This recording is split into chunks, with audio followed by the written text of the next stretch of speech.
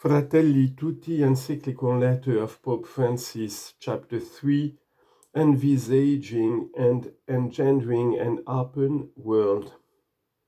Number 87.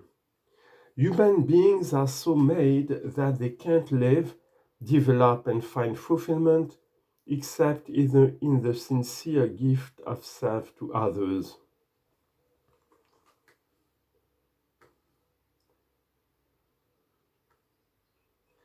Nor can they fully know themselves apart from an encounter with other persons. I communicate effectively with myself only insofar as I communicate with others, said Gabriel Marcel du Refus à l'invocation. No one can experience the true beauty of life without relating to others, without having real faces to love. This is part of the mystery of authentic human existence. Quote, life exists where there is bonding, communion, fraternity, and life is stronger than death when it is built on true relationships and bonds of fidelity.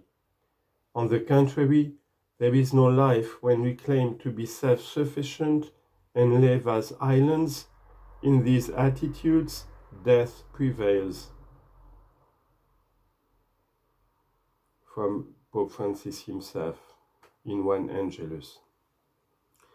Moving beyond ourselves.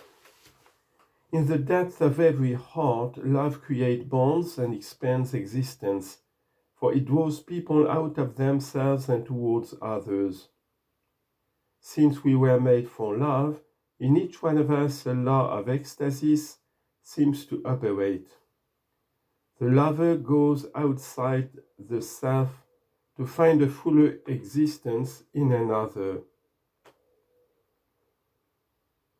As said Pope Karol Wojtyla, Amour et Responsabilité, and Saint Thomas Aquinas, dicitur amor ecstasim facere et fervere, quia quod fervet extra se bullit et exhalat.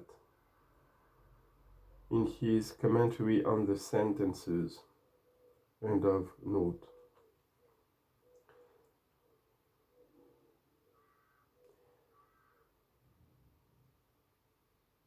For this reason, man always has to take up the challenge of moving beyond himself. Nor can I reduce my life to relationships with a small group, even my own family. I can't know myself apart from a broader network of relationships, including those that have preceded me and shaped my entire life. My relationship with those whom I respect has to take account of the fact that they do not live only for me, nor do I live only for them. Our relationships, if healthy and authentic, open us to others who expand and enrich us. Nowadays, our noblest social instincts are easily be thwarted by self-centered chats that give the impression of being deep relationships.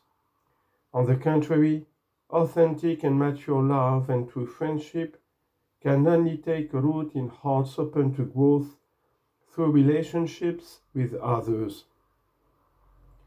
As couples or friends, we find that our hearts expand as we step out of ourselves and embrace others.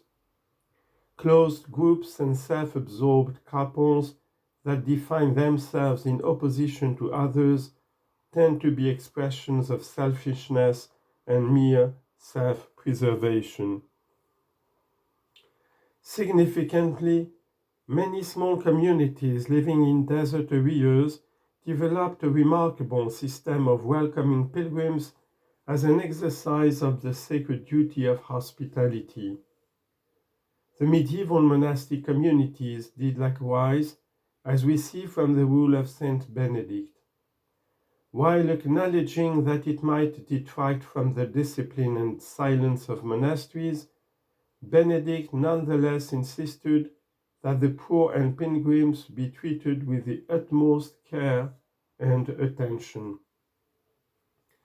Hospitality was one specific way of rising to the challenge and the gift present in an encounter with those outside one's own circle.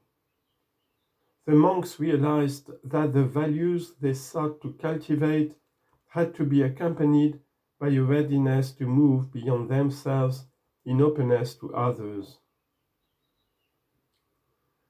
The unique value of love. People can develop certain habits that might appear as moral values, fortitude, sobriety, hard work, and similar virtues.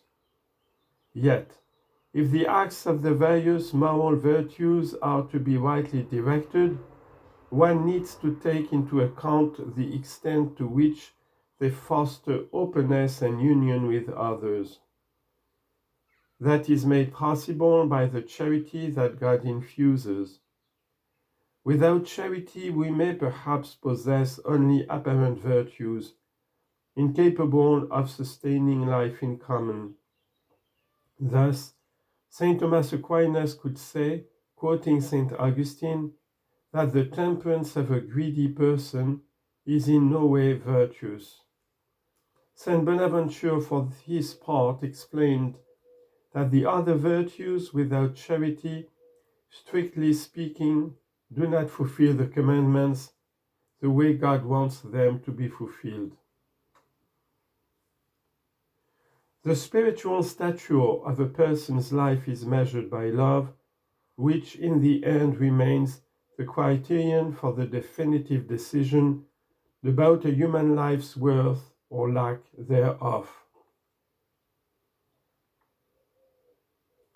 Yet, some believers think that it consists in the imposition of their own ideologies upon everyone else, or in a violent defense of the truth, or in impressive demonstrations of strength. All of us, as believers, need to recognize that love takes first place. Love must never be put at risk, and the greatest danger lies in failing to love. See 1 Corinthians chapter 13. St. Thomas Aquinas sought to describe the love made possible by God's grace as a movement outwards towards another, whereby we consider the beloved as somehow united to ourselves. Our affection for others makes us freely desire to seek their good. All this originates in a sense of esteem and appreciation of the value of the other. This is ultimately the idea behind the word charity. Those who are loved are dear to me, they are considered of great value. And the love whereby someone becomes pleasing to another is the reason why the latter bestows something on him freely. Gratis, in Latin. Love then is more than just a series of benevolent actions.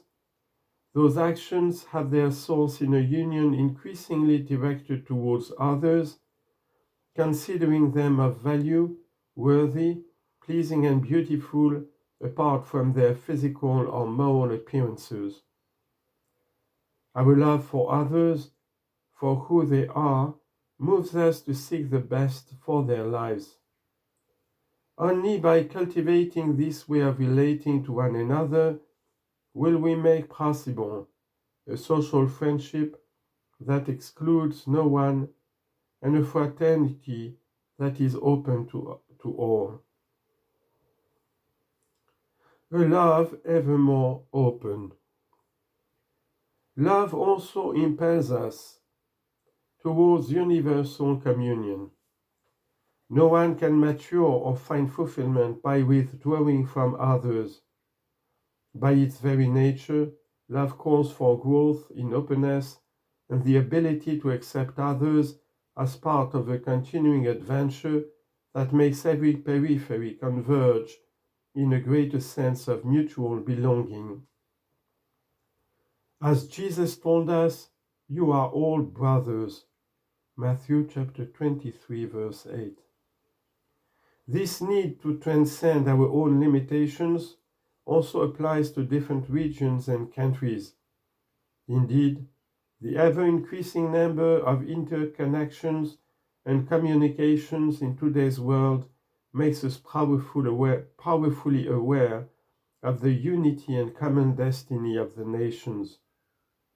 In the dynamics of history and in the diversity of ethnic groups, societies, and cultures, we see the seeds of a vocation to form a community composed of brothers and sisters who accept and care for one another